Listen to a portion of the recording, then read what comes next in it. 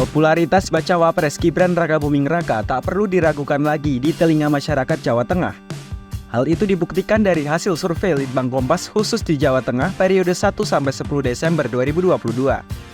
Survei itu memperlihatkan sosok Gibran sebagai calon paling populer untuk maju sebagai Gubernur Jateng. Gibran mengalahkan dua sosok lain, yaitu mantan Wagub Jateng Taj Yassin Maimun dan mantan Wali Kota Semarang Hendrar Prihadi.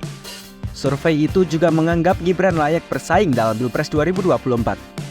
Namun dalam survei sosok Capres-Cawapres, Gibran hanya memperoleh 0,5% elektabilitas. Popularitas putra sulung Jokowi itu juga disebut lemah saat dibawa ke panggung nasional.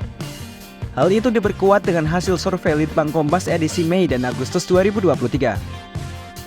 Survei itu menunjukkan hanya 0,1% responden yang menyebutkan nama Gibran sebagai capres atau cawapres. Meski begitu, Gibran tetap dipilih sebagai cawapres Prabowo Subianto.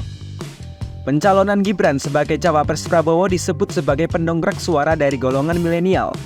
Pasalnya, hasil survei Kompas Agustus 2023 menunjukkan pemilih muda dari usia 17 hingga 41 tahun mendominasi komposisi pemilih Prabowo. Pemilih Prabowo terdiri dari 70% pemilih muda, 20% Gen X, dan 10% usia lansia. Kini elektabilitas Gibran mulai melejit sejak diisukan menjadi cawapres Prabowo.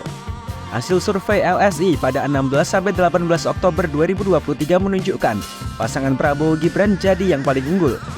Prabowo Gibran bisa mengantongi 35,9% suara.